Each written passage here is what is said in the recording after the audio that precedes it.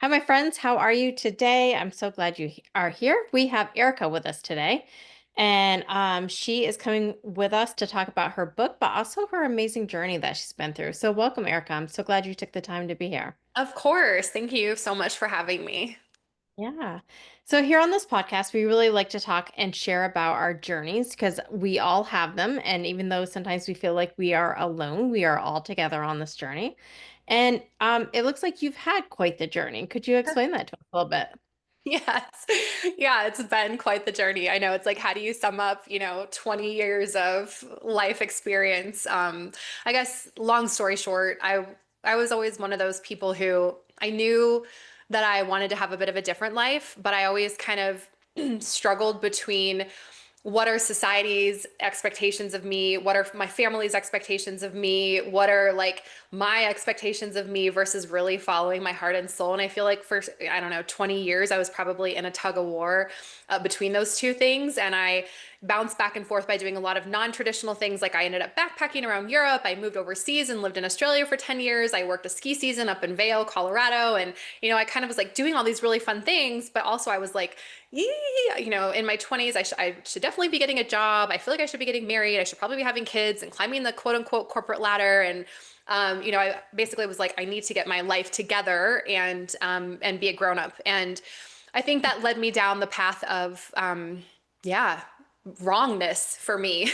Um, I ended up, I guess, in my 30s in a career that I did not love. I was incredibly burnt out and depressed, and I felt like I was slaving away for a company that had millions of dollars, and I just didn't even feel like I had a purpose anymore. And I was in a marriage that was destroying my soul and was so not the marriage I should have been in. And, I had two kids. I was breastfeeding a baby, I had a toddler, and everything kind of came to a head at that point. And that was when I was diagnosed with kidney cancer. And I was 36 and it was like, okay, now I recognize that, the life that I've been living for the last 10 years is literally killing me. And I think there was so much that I felt, I had wanted to be a coach for so long and I felt like I had so much to share with the world. And everyone told me that there's no way you'd ever earn money in the coaching industry, and we're having a family, so you need to have you need to be earning an income and whatever. So I just was told all these things, and I listened to it, but it literally almost, I think, killed me. And I, at that point, kind of made a promise to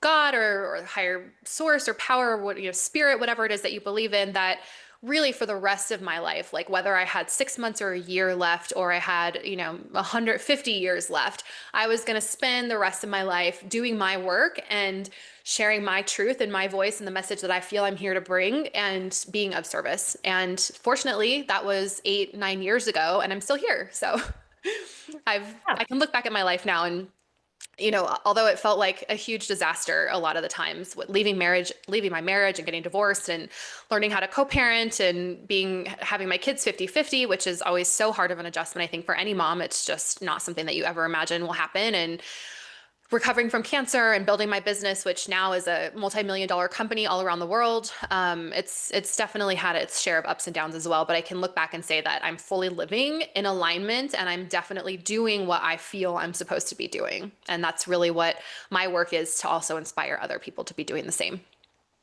Yeah, that's an amazing story. I do feel, if you don't know, I've had Crohn's disease and cancer, so I've kind of had that dis-ease in my body. And I know how, like, when you aren't treating your life the way it's supposed to, I feel like it shines through in those ways sometimes. Your body's going to keep telling you this is not in alignment. Completely. Yeah. My mom really suffers from Crohn's and she's done a lot of emotional work also. And she has rheumatoid arthritis. And when I was going through my healing experience, she started kind of doing her own healing work. And I think there's so much, mine was in my kidneys, and it's like, wow, there's most women, like everyone that had kidney cancer that was in the waiting room with me and in the urologist, they were like 90-year-old men who were smokers. And it was like, I clearly have this for a reason, and I think toxicity and my body just couldn't hold anything in anymore. It was like, it just had to get out. So it was a real huge wake up call. And I think definitely so much dis-ease starts energetically, and it's like starts as a whisper. And when you don't listen, it starts to get louder and louder. And I think manifests into physical symptoms. Definitely, definitely. And it's so nice that you have taken all these lessons that you said you have learned and the self-development work and put it into a coaching business. What kind of coaching business do you do? I started out in 2017 as a life purpose. Well, I started as a heart-centered career coach, and that quickly turned to life purpose coaching. So more spiritual coaching. What are you here for? What is your purpose on earth? We teach what we want to learn, I suppose they say. Yep. And I built that to almost $1 million business, and then naturally sort of shifted into coaching other entrepreneurs in the spiritual space and in the healing space to grow their businesses. And so now I have both, like my book and an online course around finding your purpose. What are you here for? How can you turn that into a business? And then my other courses are really around how can I take that business, that purposeful business, and monetize it. So it teaches like strategy and how to build your business, how to grow, how to create offerings, how to price it, sort of all of that stuff. So yeah, kind of all encompassing. Yeah, yeah. So as you were becoming this coach and helping other people figure out what they wanted to do with their life, what was aligned with their life, what are there some tips or some tools that really helped you through that process or helps your clients through this process now?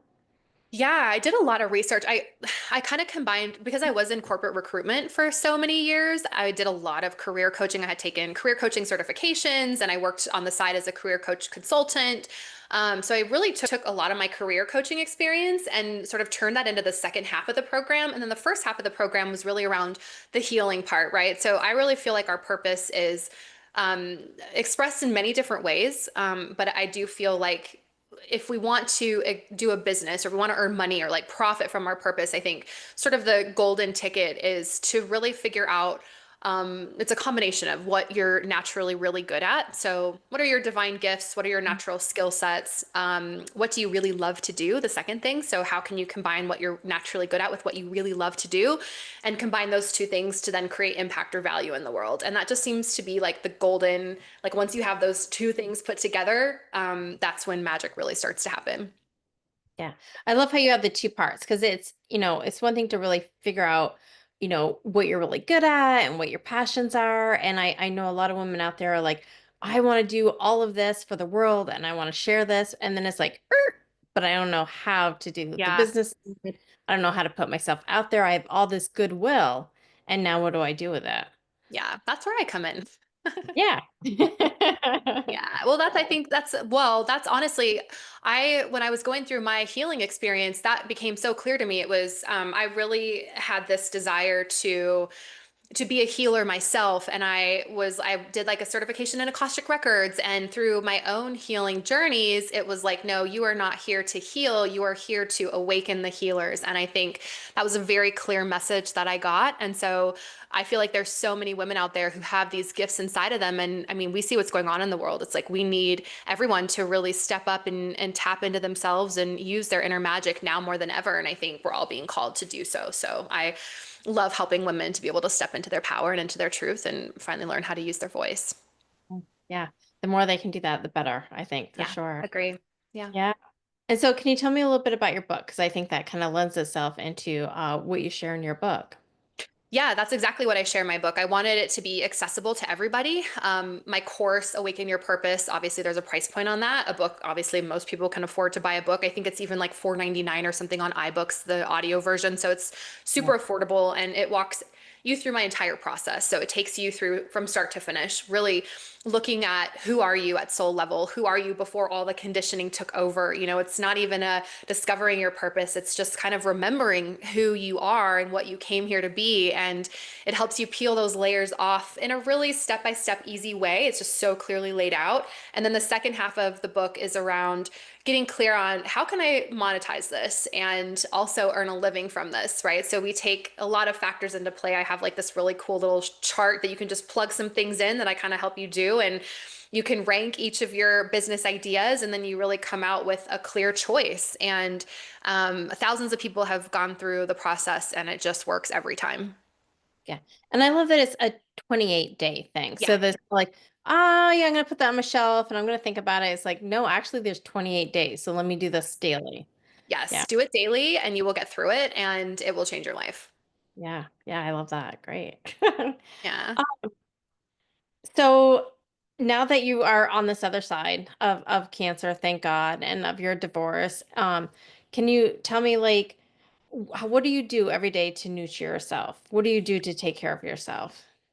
Well, like anyone, I'm human, and that definitely comes and goes. I think, as a single mom, and a business owner, you're constantly juggling all the things. And my kids are at the age where they're very involved in their their activities. And so my schedule is very hard to keep track of a lot of the time. And so I do find myself sometimes, putting myself at the bottom of the totem pole, and quickly remember why I cannot do that. So I definitely try and enjoy my morning coffee. I put all kinds of goodness in there and like cacao, and it just becomes this real quiet time for me. I try and do some kind of a meditation in the morning, usually like a guided meditation to get me in the right mindset. I love to go out and answer all my client messages and catch up on things in the sun on my deck with my dog, send the kids to school. And I always make sure that I'm doing yoga or biking or riding my horses or something active to keep my body moving as well. And those are really the bare minimums. I think also there's bigger pieces too, like when your business starts to really grow and scale. We grew so fast, it got completely out of control. And although we were earning like 150 or 200,000 a month and I had a team of 15, I realized that that was not fun for me. And I did not like being in that CEO position. And so I had to go through kind of a restructuring period where I scaled it back and let team members go and had to really look at what is success to me, and a lot of times it's not money. A lot of times it is peace and it's quiet and it's free time. So constantly trying to reevaluate that. Yeah. So you talk a lot in your stuff about purpose and you have found your purpose, but I like how that purpose has shifted too, it feels like. Through your seasons as you go through. You just said you went from being, having 50 members and kind of finding your purpose again that is more has more quiet in it. Yeah. Is that something that you help women find as well?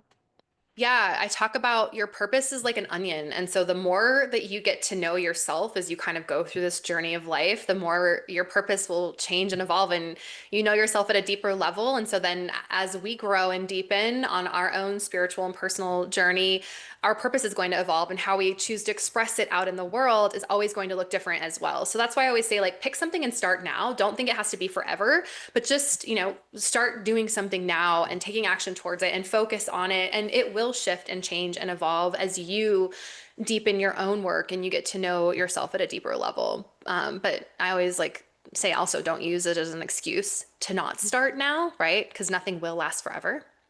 Yep. Yep. So just take that first step forward and keep moving. Yeah, take the first step forward, keep moving. Give any idea a year. That was some great advice a business mentor gave was give any niche or whatever you're going to be doing at least a year to really get some traction and give it your all instead of trying to jump around all over the place. And that's what I did. And it's like, boom, that has really just catapulted me. So I do give everything at least a year. And then usually I'm with it for 3 to 5 years before I start to shift a little bit more. Yeah. That's amazing. Is there anything else you'd like to share with our audience? I feel like you have so much to offer and share. What is something that you'd like to share with them about what they could be doing with their lives right now?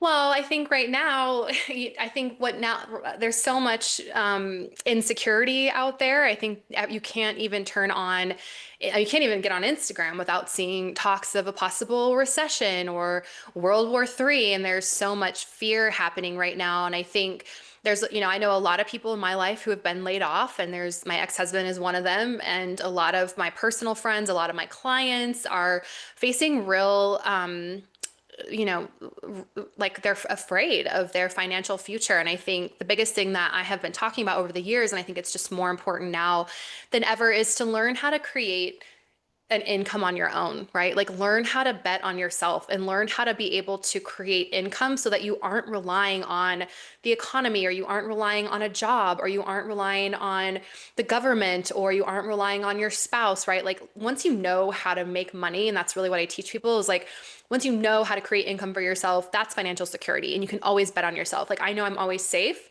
because even if whatever I built today burns down, I have the skill set to build it back up, right? Mhm. So I think really learning how to take responsibility and know that you can actually create income through a purposeful business. Like you can actually do that. So many, hundreds and thousands of people make a living doing what they love, and there's no reason why, you're listening can't do that also. Yeah. Yeah. I think that's great. I know there's definitely, like you said, a lot of people losing their jobs in this era. And, um, And also betting on yourself, which is really Yeah. huge. Betting on yourself and knowing that you have something to share. Yeah. Yeah, which is hard. A lot of women get imposter syndrome, like, well, who would listen to me? Or I'm just little old me who would listen. But we all start that way. And it's like, you don't have to be a guru, just be a contributor, share your voice in your part of the world. And it starts snowballing from there. Yeah, yeah. Did you find that you were scared when you first started? Do you Oh, I find was scared once in a while? terrified. Yeah. Oh, it took me 2 years to even do any kind of a video. It took me Yeah. probably 3 or 4 years to be able to do any kind of a live, like a streaming, right? Facebook Live, Instagram Yeah. Live, whatever. I still get nervous about certain things, weird things, not always, but yeah, we all start that way. We all start terrified, and we all start with little goals. My first income goal was 2,500 a month in my business. That was like a reach for me at the beginning. So we all start from zero. Yeah. Yeah. I was just talking to a group member I have, and they were saying like, I'm just scared to go out there, scared to put myself out there, and we're like, just one little video at a time is all you have to do. Yeah, Yeah, for sure. Yeah, that's how you get practice. yeah, yeah. Yeah. And really, there's probably not as many people when you first start watching as you think they are. Like, so it's a good practice. Yeah, To keep that is doing. so true. Yeah, Hmm. absolutely. Yeah, for sure. Yeah, I mean, it took me a couple of years to get really comfortable, even talking on podcasts. That was definitely a skill. Like, if you listen to some of my first few, I'm sure they sounded so different than what they sound now, but it's just through practice and doing it that you find your voice and your message. Definitely. Well, thank you so much for helping women do that. I think it's so like I said was saying to you before, it's so important for us to share our stories and get our stories out there so we don't feel alone, so we can empower each other and motivate each other. And that's exactly what you're doing. So thank you so much for that. Yeah, thank you. Yeah, it's definitely a pleasure. Definitely. I will definitely have all the links below. Definitely go out there and grab that book, the 28-day journal, because in 28 days you'll be a little bit more clear about your life and how to like move forward with your purpose. So I appreciate that a lot. Yeah, Thank you for being on here. I really thank appreciate it. you. Thanks for Yeah, having me. yeah, definitely. Okay, like I always say, choose yourself. That 28-day journal is going to help you choose yourself. So go get that again. And I love you. Thank you.